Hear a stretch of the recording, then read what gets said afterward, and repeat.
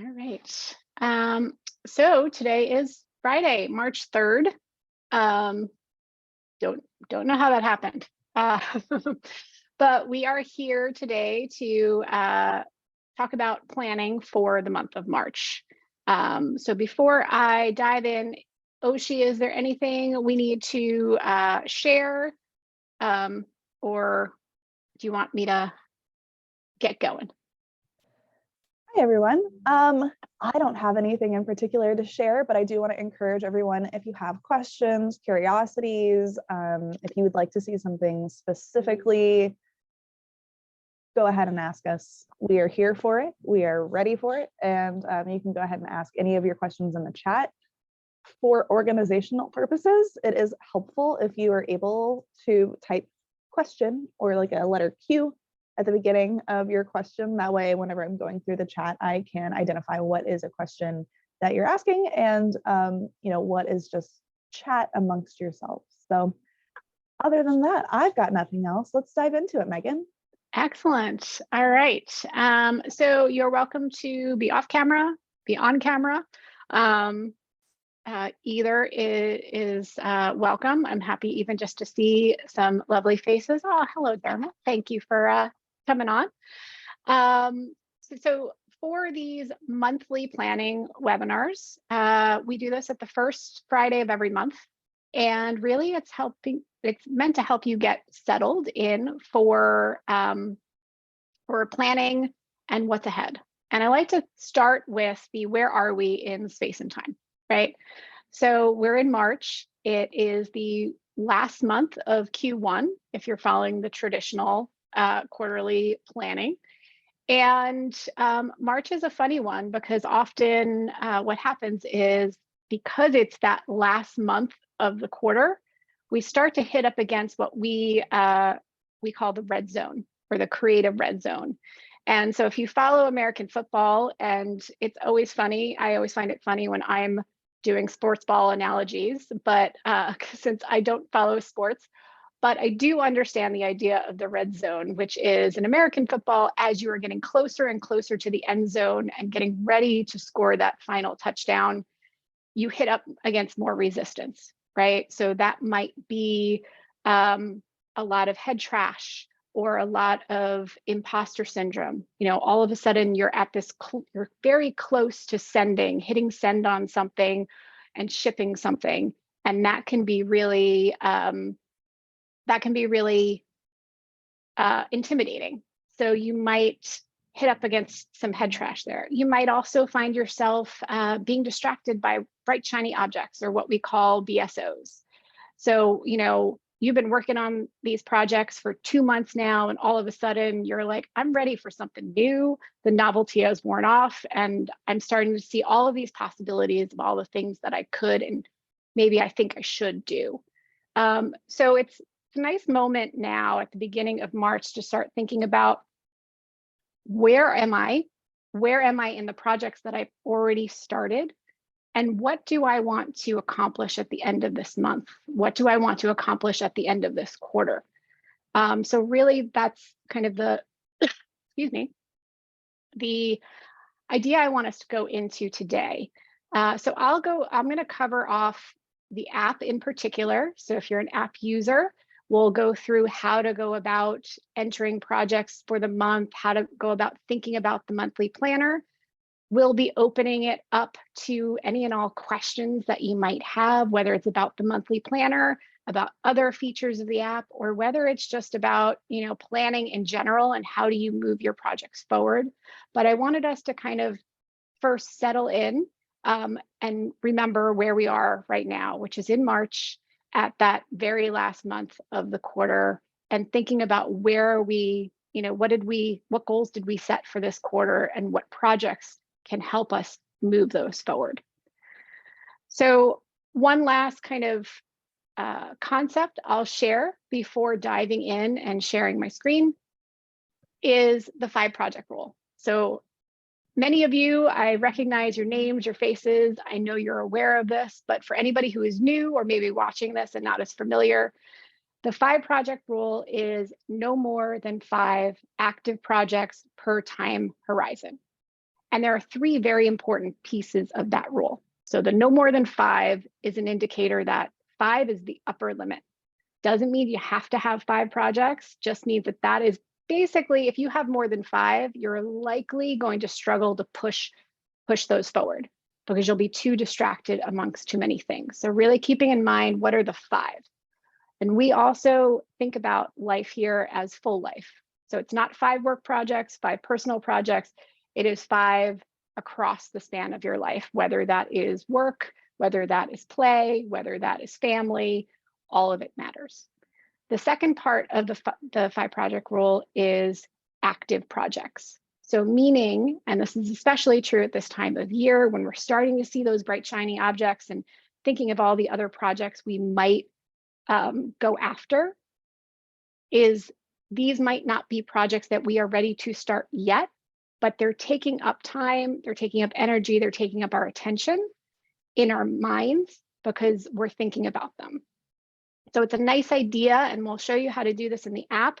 If you have any of these bright, shiny objects that are appearing, any of these emergent projects that are popping up that you're not quite ready to act on, we can put those in archive and save those so that you can come back to them next month. And then the final piece of the 5 project rule is per time horizon. And so we've set up the momentum planning system, whether it's in the app or the our PDF planners, by time horizon. So that might be day, week, month, quarter, year. So it means you get to have 5 projects at all of those time spans, but the size of those projects or what you're doing in that time span is probably going to look different at a week level than it is the month level, than it is the quarter level. So it's really helping you to kind of zoom up and zoom down and kind of see all levels of planning. So with that, I'm going to share my screen and we can start to dive in. Okay, so I'm going to start here. So this is, for anyone not familiar, this is hellomomentum.app. This is our website for the Momentum app. We have just done an overhaul on it. So if you haven't had a chance, definitely recommend going through it. We have, on the homepage, some more information about the app. Then features dives into some of the functionality and features, obviously, that you can do with the Momentum app. And then we added this wonderful resource page. And here is going to be a treasure trove of, especially as you're starting to get familiar with the app and how to use it, treasure trove of information of Momentum 101, so the basics of the planning methodology, how to get things set up, the different planners and views. So this is at the resources tab. From here, you can also search. It's a great search functionality. If you're looking for, how do I connect my Google Calendar? You can type it in and it will bring you right to that article. And this is also where you can submit a help request. So if you're ever having a challenge or seeing a glitch or you have a question, this is the best way to reach us. And somebody from our support team will be reaching out to you based on your inquiry. The other wonderful thing about our homepage for the website is you can always find the login. So if you ever are like, what was the login URL for the app, you can always find it through our homepage. And it is app@hellomomentum.app. So I already have mine open. So I'm going to be going straight from here. And so I have it open to March, and we've started adding in some, now I have it open to March. We've started adding in some placeholder projects just to kind of see how you can start to build out your month. So all of our planners are set up in a very similar way. So over here on the left-hand side, we call this the planner side. This is really where you're putting your constraints, the things, the projects that you've committed to. You have what's going on this month, and that's where you enter the projects that you want to work on for March. And then you always have the next time horizon above it. So in this case, the quarter. And what this does is help you see, as you're entering your monthly projects, it reminds you what you are planning to do for the quarter. So you can connect them if it makes sense. If there's like a month-sized chunk of a quarter project that you have, you could connect them. But it always kind of helps remind you of like, why am I doing this project this month? Why am I focusing on it? And you can look to what you're trying to achieve at the longer time period. Then over here on the right-hand side, we have our dashboard. And so since we're on the month, the dashboard breaks it up week by week by week by week. And it allows you to see how are you getting those month-sized projects accomplished, right? So up to the next time horizon tells you why, and over to or down to the time horizon below it tells you how you're going to get there. So I'm going to stop there for a second. Any, general questions on the planner that anyone has? Would you like me to kind of show you how you enter a month-sized project, how you kind of plan out the week? What's bubbling up for folks? How can I be of help today? And you can either feel free to come off of mute, or I'll ask Oshi if there's any chat going on. I haven't really been able to follow the chat. Mark. Hi, I was trying to figure out which button to hit. My question is, I got a raised hand and a clap, and so I appreciate clapped in anticipation of your answer. This is kind of silly, but I'm having trouble getting back to the page where like that help section is, because whenever I type in app.hellomomentum.app, it takes me into my program. Okay. So the website is hellomomentum.app. So so the app itself is app.hellomomentum.app. Our web page is just hellomomentum.app. And then the resources page is through here, and it's got a more confusing URL. So it's always good just to go through our Momentum website. But this is the treasure trove of information about. Thank you for bringing that up, Mark, because I did want to also point out we have a blog where we have regular articles about different aspects of the planner and the planning process. And this week we released appropriate for what we're talking about today, March planning tips and how to think about your planning during this time of, especially for those of us in the US, where we are waiting for the sun and the warmth and we are feeling done with winter. So this is a great article that we just put up the other day to check out.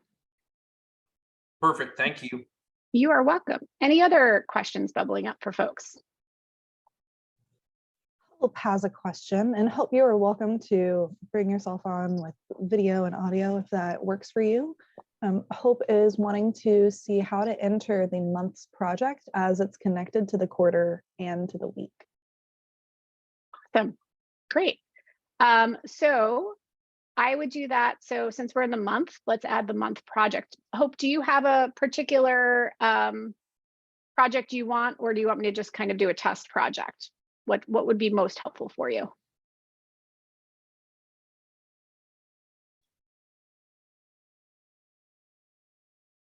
Got it. All righty. So to add, so we've already, in this instance, we've added our quarter projects. If you hadn't entered your quarter projects, you would go to the quarter planner and enter it there. But since we have them here, it will allow me to show you how to do the linking, and then we'll go into the week and then we'll do that as well. So I'm going to add my monthly project, and let's say it's Hope's monthly project.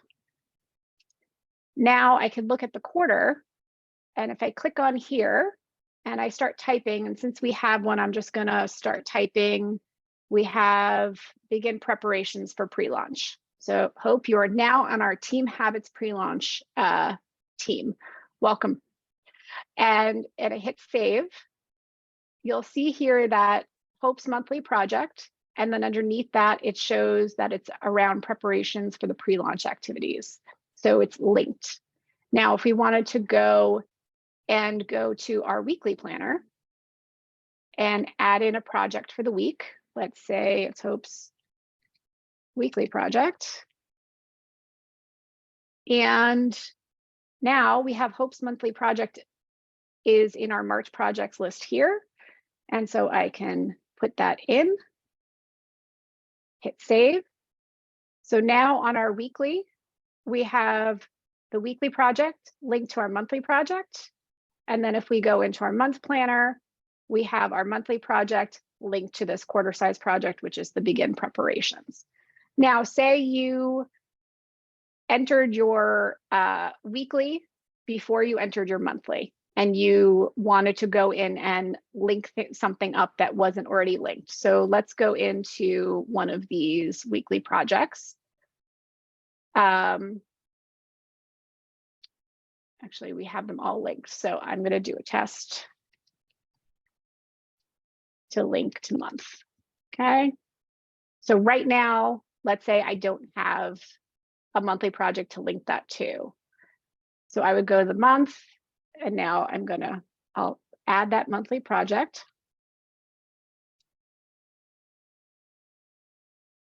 And if I go back to that week and that test project to link, and I go into edit, now I can add it to the test project. So you'll need to, when you're linking, you're always linking to the size up.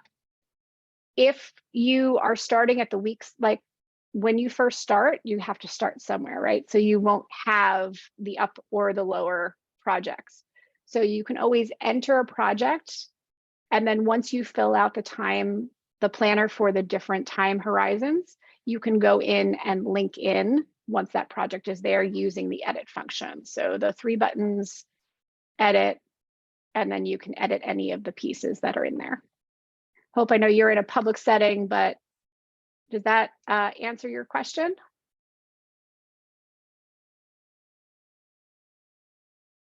Excellent. Anyone else have a question?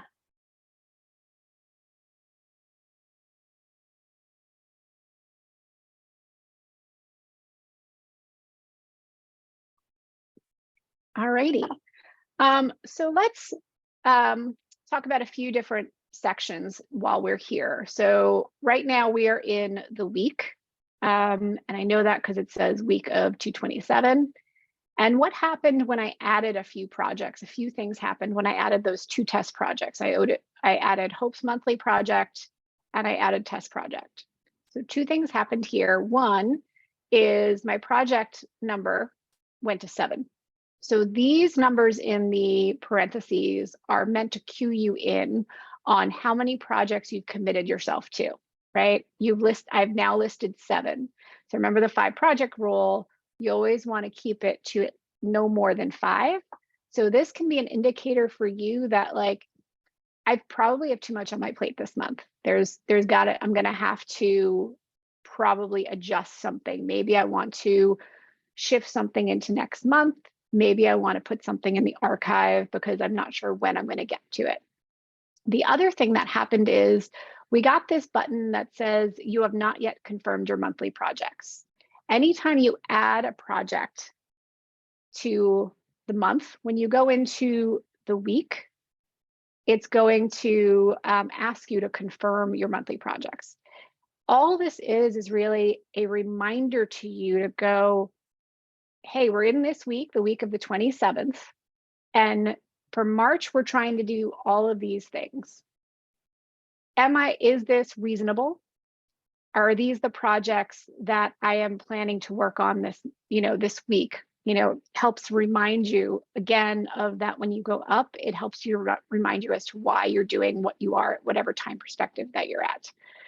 So it really just the confirming or showing that it's not yet confirmed is just an indicator to you that, like, I probably need to take a second look and say, yes, this makes sense for what I'm doing this month, or no, I need to readdress.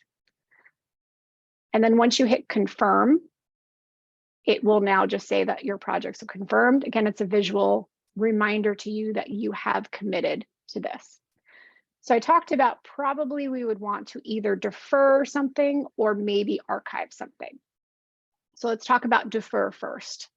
So say I took the test project that currently isn't linked to anything. It does have a child. You know, we did link it to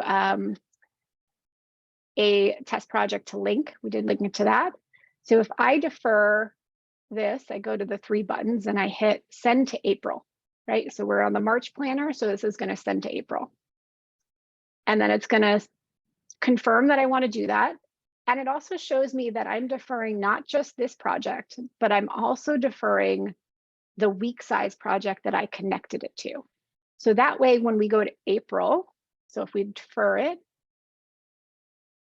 now if I go to next month, to April, we'll see that this project is now living in April, and the project that I had linked to it, the week size project that I had linked to it, also travels with it. So the beauty of the linking is that if you have to move something because life happens and things need to be bumped, when you have things linked, it will link that and anything that is connected to it, and it will move it over. So it's a great tool for making sure that you don't have to, okay, that needs to go to April, and then that means that all of these other things need to go to April. Everything moves together so long as they're linked. Now let's talk about archiving. So the archive function looks like this little filing cabinet in the upper right-hand corner. And really this is kind of the holding pen, if you will. So say this Hope's monthly project, Hope decided that, you know what, I can't do this in March. It's just too much on my plate, but I'm not sure when I'm going to be able to activate this project. So all you would do again is hit this 3 buttons and go to archive. Again, it's going to ask you to confirm, and it's going to show you everything that's linked to it will go to the archive together. If you hit archive, it now removes it from March, but it's not removed from forever, because now you could just go into your filing cabinet, your archive here, and it will show you all the things that you have archived. And so if I wanted to unarchive it, say 2 months down the line in May, Hope comes back and goes, oh, that project, I'm ready for that now. Now I can move it to any month because it's a month-sized project, and say I move it to May, and I hit unarchive, and I go to May, and there it is. So it's no more having to rewrite or cut and paste. Things can move easily around. So Kimmy, if I stick to no more than 5 projects for the week, why can't I have more than 5 projects listed for the month? Am I supposed to defer the month? Okay, gotcha.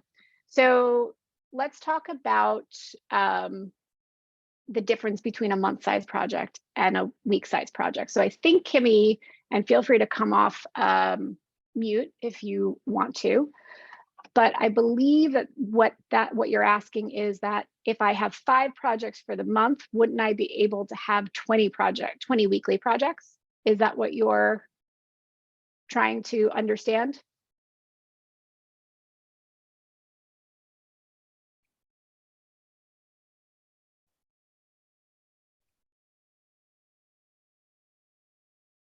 No, stick to 5. Okay.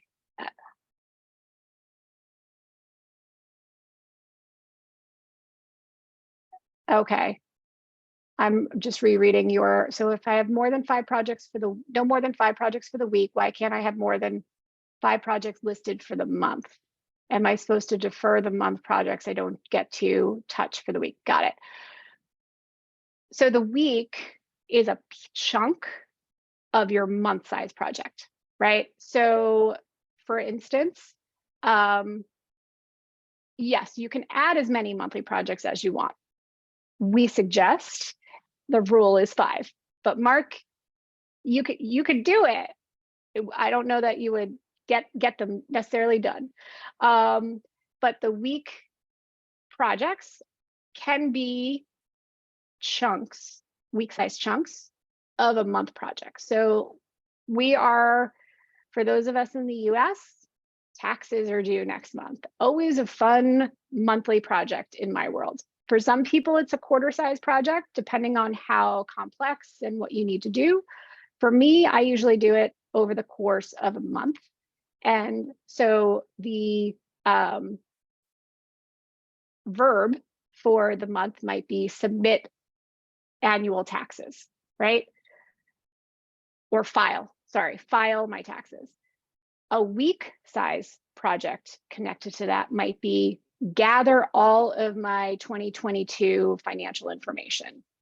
Another week that's connected to filing my taxes might be, reviewing and seeing what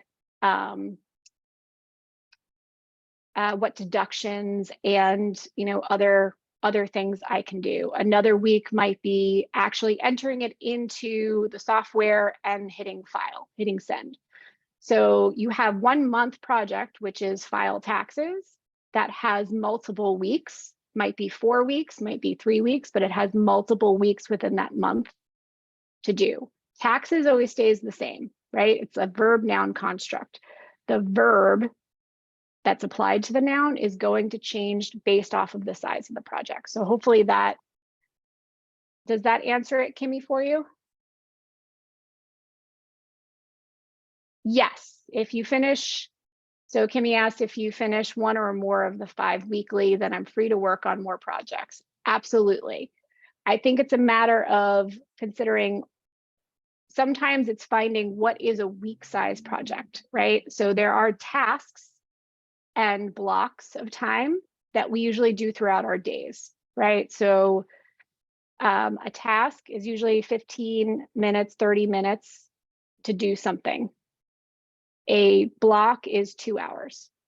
When you go to the week, a project might be composed of maybe, say, 3 of those 2-hour blocks, right? So 6, 8 hours of time would be a week size of that.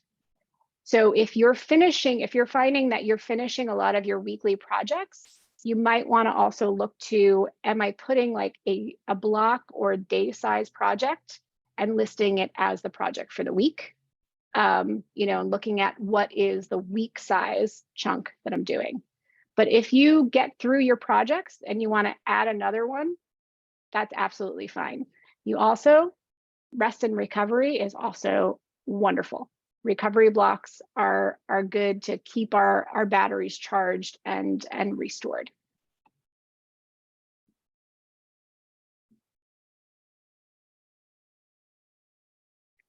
Kimmy,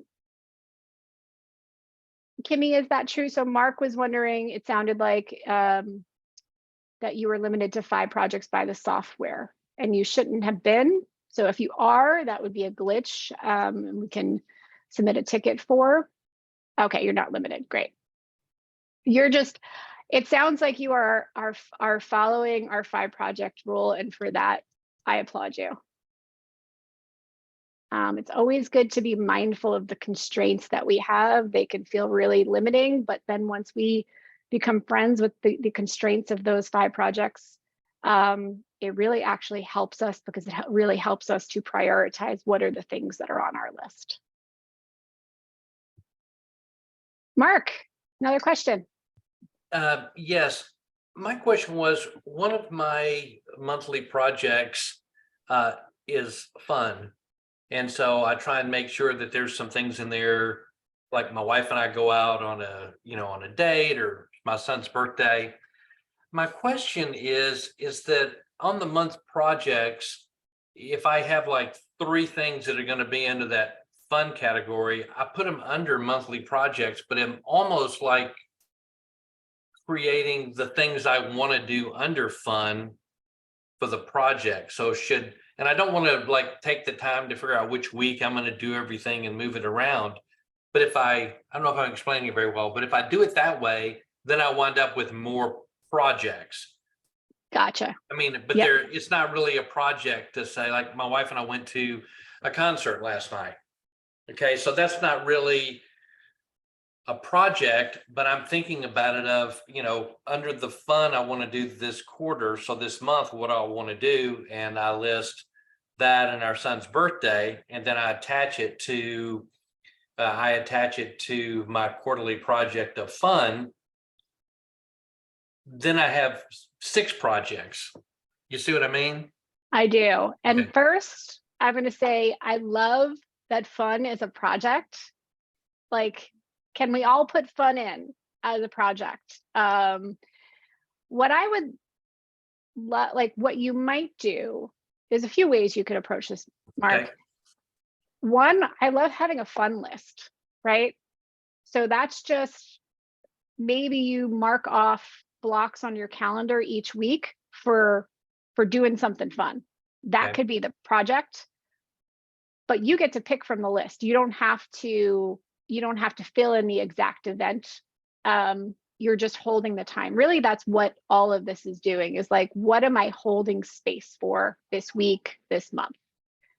The other thing you might consider is thinking about the fun, is thinking about a SMART goal construct. And how we do SMART goals at Productive Flourishing is a little different. If you're familiar with the traditional SMART goals, it's simple, measurable, actionable, realistic, and time bound. We switch up the M and the T to kind of, and for me, the M in particular for me is kind of the key in the lock. So simple, and simple doesn't always mean easy. What it means is clear. If I read this project, do I understand what I need to do?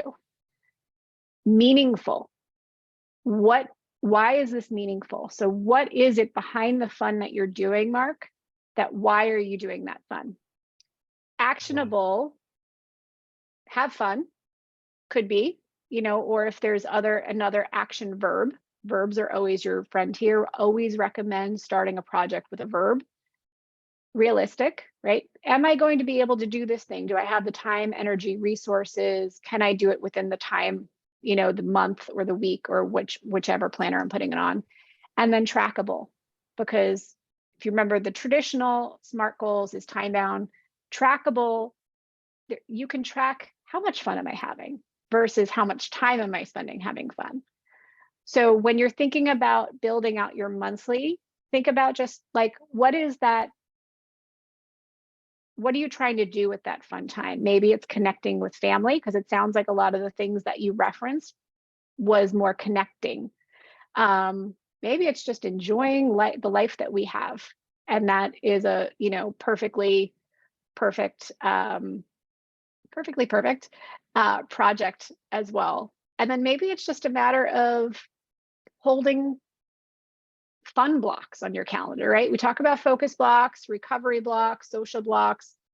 Maybe you call it fun, or because it is about connection, maybe it's social blocks. But again, it's that holding time each week to do something. And then if you just have a list, you can always just pull from the list whenever what I want to do. So for me, a concert like you had is more of something that I would put probably on the daily.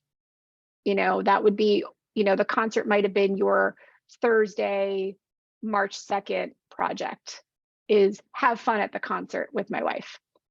And that ties into your monthly of just having fun with my family.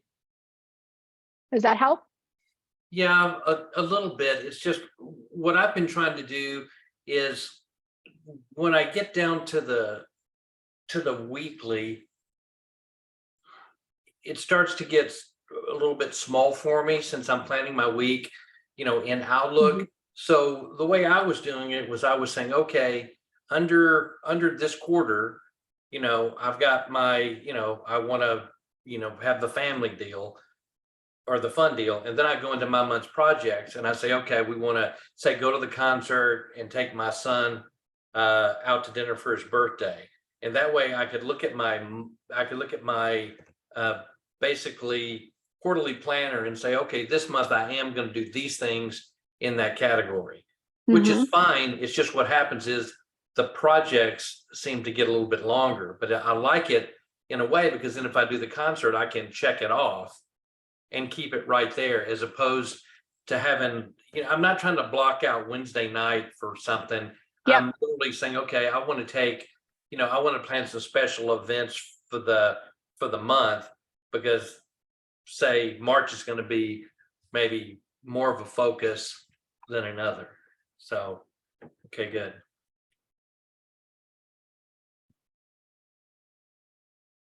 something along those lines, right? Yeah, Like it perfect. can be Yeah. it can be as simple as that. So I put it in as the quarterly, right? Because you said you want to like link it to the quarterly. So Right. let's go. I want to show you how you could either put it in the quarterly, or sometimes we don't know the events that we're going to until the week of, right? So you went to the concert last night. And currently we don't have a weekly project to connect it to, but we can do that. Gotcha. So that was, where are we in space and time? Oh, I'm on the wrong planner. So let's just Yeah, pick the that's 7th. okay. Yep. And hit save. So now if I go back to my quarter, should have, oh, it doesn't have, sorry, it goes the other way around. So if you put a quarterly event, the concert on at the quarterly level, where do we say? Is it the 7th, 8 p.m. Actually, I'll put it at a different time so we can see that it's going to show up.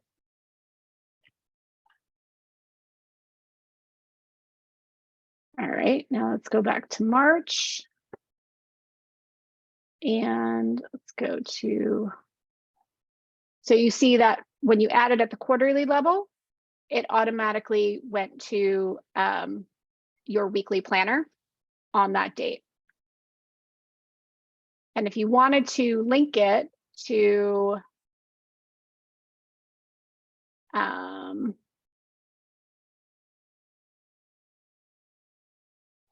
did we put, yep, Mark has fun. So that's the quarter, March activities.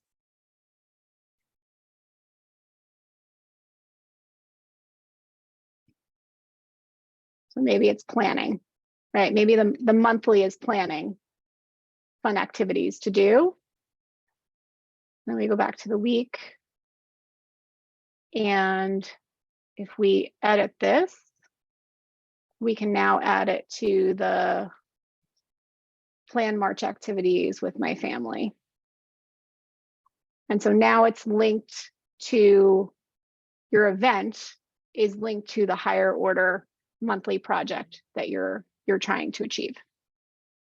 Okay. And it also then shows up as a time block on the date where it's scheduled. So when you're looking at your weekly, you'll be able to see, oh, I have, and this was the duplicate that we did, I think, but when you're looking at the weekly, you'll be see, oh, I need to hold time on Tuesday because I have that concert. Right. So basically what you're saying is if one of the things I've got to do is, decide and coordinate dinner, then that needs to be block off time on my week, right? To do that. Yep. And you can either do it as an event or, you can say, maybe you just put a social block, right? Right. For dinner. And then you can even put that you're going to do dinner. But again, it's just showing you what you have on deck for the week versus like having to put every single possible activity if you don't know exactly when it's going to be, right? So if you put a social block, a fun block, it's that holding that space on your calendar or on your planner. So you don't add more projects to that day to make sure you have room to do that. Yeah, I think one thing that's really kind of coming through to me is that I'm good at planning the year and the quarter and even the month.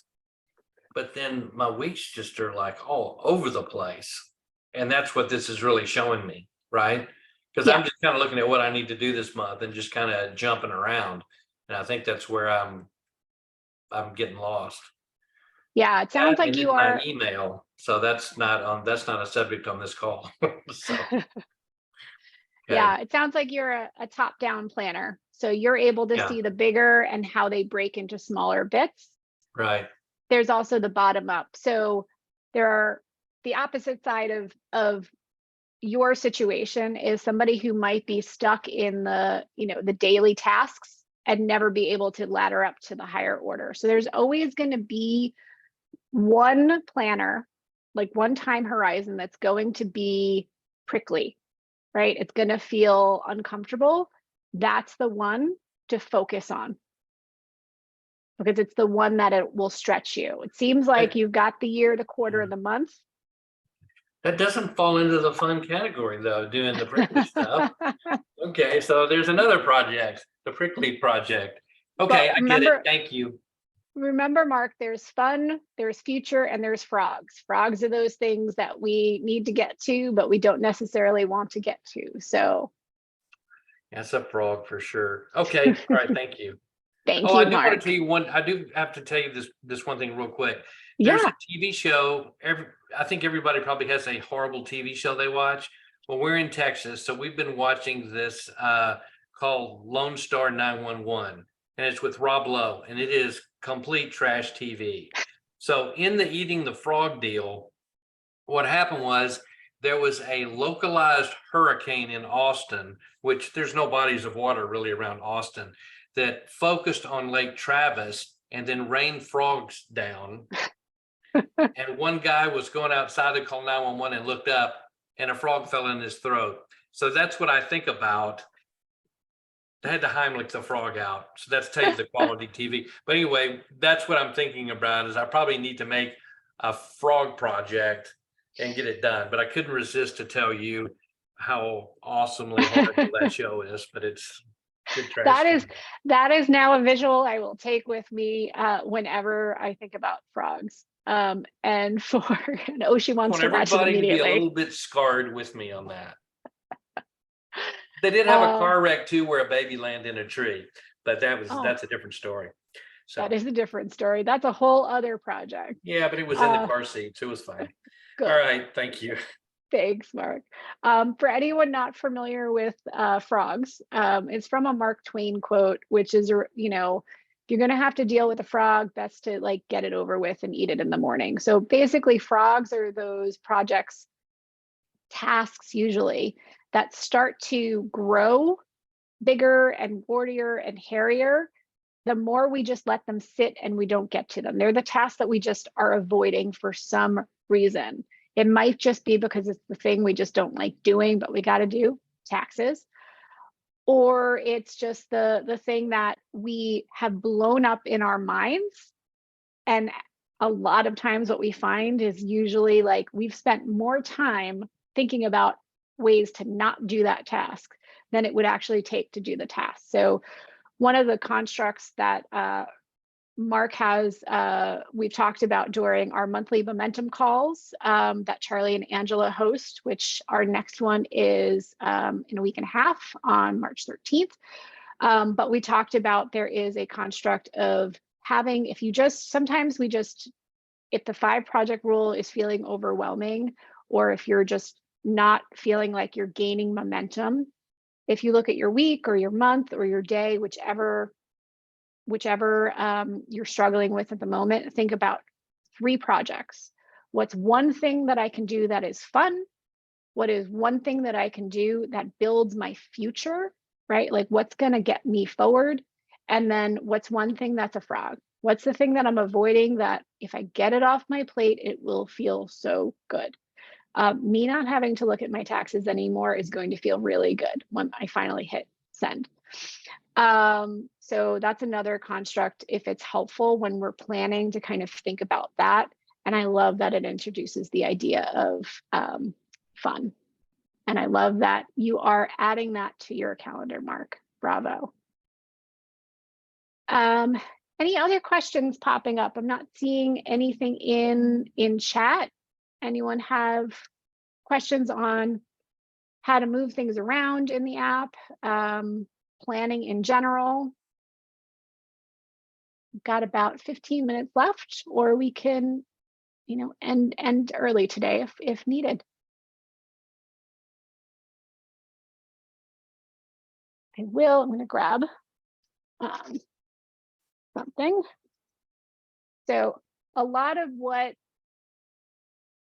is in momentum and a lot of the topics that I'm talking about today, the 5-project rule, frogs, time blocks, a lot of those are in Charlie's book, Start Finishing. So if you haven't read it, highly recommend.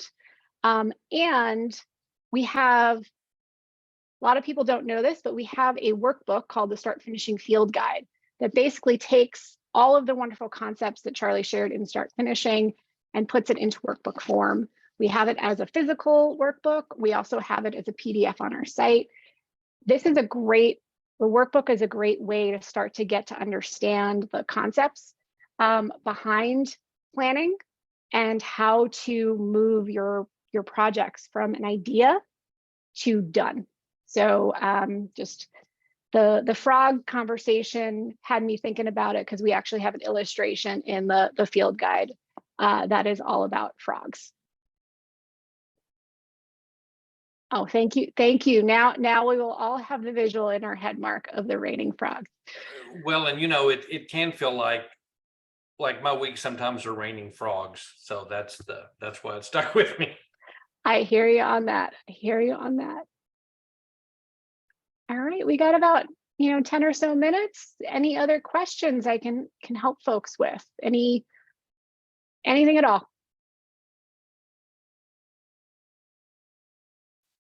Okay, I'm monopolizing today, but Right. one thing that I've been challenging or having a challenge with is it seemed like the number of emails I'm getting has kind of just gone exponential. So what I'm trying to do is I went through and I created a rule that says likely to delete. So when I come across an email, I'm like, it's probably going to be a delete. That way I can go in first and just do that real quick to kind of get some of the bulk off of me. However, then when I go through the emails, I just kind of like to do it in the morning. It seems like a way to ease into my day, but I'm not getting out of my email because I'm a financial planner. So I saw a deal and it said, oh, you need to renew your license in Mississippi. And so since I think I can do everything real quickly, I'm like, I'll do that. But then before you know it, I'm just working out of stuff that's dumping into my inbox. So I'm just getting stuck there. So I don't know if that's appropriate to talk about here, but are you able to set a timer? Yeah. I think there's a few things, Mark, and we used to have an email triage course. It's probably a little outdated, so I don't think it's available, but I'll double check on that. And we have your contact information so I can share it with you if we still have it available. But I think a lot of us get caught into this trap of doing our emails first thing in the morning because we think, oh, we can get through it. The reality is emails usually on average 15 minutes per email, right? Because a lot of times you're like processing it, you might need to do something because of the email, you're trying to think of how to respond.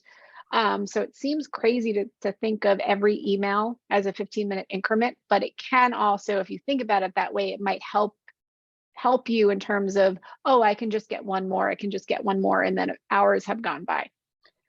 I would either, if you like having it done because it helps to clear the decks, but be really regimented in terms of setting a timer. That's one way to do it. I might suggest figuring out when energetically are you at your best to do your, like the core work that you do every day, Mark, right? With the financial planning, which I know probably involves a lot of different pieces and parts. Yeah, it's really not the email. I should use it for kind of like when it's lower energy. And I think I probably need to just get clear on what I need to do in the morning, but despite my best intentions, my intention is to breeze over my emails and see if I have any client requests or anything I need to get captured. Yeah. That just never happens. That's the intent. So yeah. would you suggest, since most of it's probably like, I don't really have anything that's probably super urgent, is at least just bump that further into the day?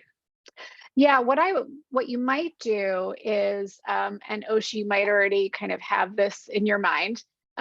There's two resources from Productive Flourishing that I think you might want to look at. One Okay. is the productivity heat map.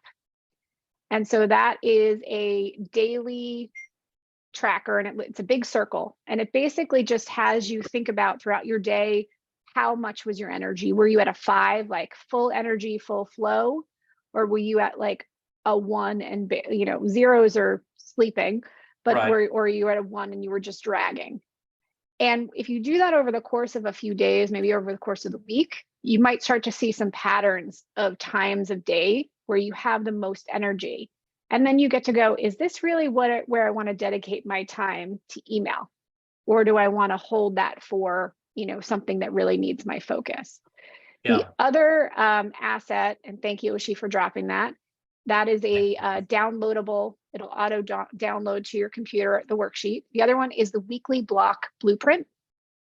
And when you have a better sense of where your energy is, the weekly block blueprint basically lays out Monday, Tuesday, Wednesday, Thursday, Friday, Saturday, Sunday. And you get, from whatever time of day you start to whatever time of day you end. And that's where you can start adding in those blocks, the social, the fun blocks for you, focus blocks, and start to see like, okay, if my energy is early in the morning is high, I'm going to put like a focus block there. Okay. If, or if you are a night owl and you want to do it late at night, but it's just a matter of helping you to identify not what you're going to do, but the type of energy or the type of work that you're going to do at different parts of the day. It's just a different way of looking at, a weekly view of your, or a view of your week rather. Yeah, because I can do email with the same level of energy I would play like Spider Solitaire. You know what I mean? It's just, Yes, exactly. And I would highly suggest too, Mark, like if it's important for you to get into your email and like address those urgent things right away, doing that for like the first, 30 minutes of your day that can work.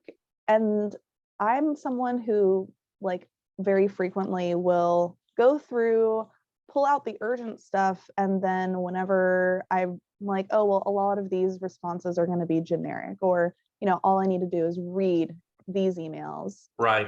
I either put them in a folder aside that is like, it's labeled red and it says, by end of day or something like that. Okay. And so like organizing it, sometimes it's like in the moment triage where you're like, okay, what's the actual priority right now? But like for myself doing customer support, my number one important thing is that I'm addressing the emails and the support messages that come in every day. And I want to take care of those before I get to all of the emails where people are asking me like, hey, can we do SEO for your company? Hey, can I have a blog post link insertion, or whatever yeah. these generic Right. emails are. And so separating it out like that for me has been really helpful. Sort of it's a part of my 10-15 split. So I check in the morning with that 10 minutes. And Yeah, at the end of the day, I check out with the 15. Yeah, I've got to get the discipline of just sticking to that time frame, because realistically, most of it is just more stuff I need to do, which just pushes me further away from the other. Okay, yeah, and if y'all come across that email triage, that's good. And I didn't know you had the workbook. I've got the book. I didn't know you had the workbook as a PDF. So I'll go out Yeah, and get that. yeah, we could put that on Oshi, if you could add that link for the Oh, she's workbook. a Lincoln Appreciate that. machine. She and Kat both, thank you for helping. And I also just posted, and it's funny, I'm seeing that I have Kat's face next to my name. Don't know what's happening in technology, but I posted Roshi also referenced the 10-15 split, which is just your 10-minute check-in in the morning, which is kind of to remind you of like, hey, what's my focus for the day? That can also get you out of that email. Oh, that's terrific. Yeah. That'll, All right. that can help me prevent from getting right to work after this call. It's perfect. Yes. And the key with that one though is actually the 15-minute checkout, because we remember at the end of the day where we were, and we can leave ourselves better breadcrumbs than the next morning, even though it's maybe only like 10, 12 hours later. We've lost the threads by then. So the 15-minute checkout at the end of the day is a great tool. Yeah, All right, because I Nicole. do find out that I have a, kind of like I want to clean the mess on my desk in the morning and get everything captured and then do my email. And so I've got to get that flipped a little bit. Yep. Okay. It'll Thank y'all so help you much. focus. Thank you, Mark. Somebody send me a bill. Thank you Okay. for all the help. Appreciate it. Nicole, how can we help you? My apologies for being late. Never go That's shopping okay. before one of these. It never works out. All right, quick question, not a quick answer, but here, quick question. So I now have a bombshell project that has to be pretty much turned around in a month. Mostly a little bit of it will trickle into Q2 for April, but all the work, pretty much all the heavy lifting has to get done this month. So already mentally slashed my project list to the must-have 3. And so I guess my question is really about, this project is so big with so many pieces and moving parts. I even went back to our momentum and printed out the weekly sheet so I could kind of break it down without technology, and then we put it back in. But I was thinking, would it be better, since I've kind of broken this large project, it's giving us a 1-hour webinar, but I've got research to do, I've got a PowerPoint, I've got to write the speech, all the pieces, but all that has to be done pretty much this month. Should I break in terms of the weekly, should I break that into pieces as opposed to, right? Because I don't want to just do work on speech, because there's 30 tasks under there. So how would you suggest I work that for the month of March? Got it. So the speech would be a chunk, right, of the larger project. So research is going to be the heavy, and there will be interviewing, going to have to do Zoom meetings, going to have to get some audio edited, Yeah, I would, Nicole, think about it like this. What has been working with, so I do momentum skills coaching, and what I often do with my clients is doing a brain dump of all the things that come to mind that you need to do for this month-size project. Yep. And then look at each of those and go, is this how much time, right, do I need for this? And you might find that, for instance, creating your presentation or creating, the talking points has multiple layers underneath it. Like you just listed, research, you have this, has that. Start to find what are the week size chunks of it. And then maybe what are some of the day size or the tasks.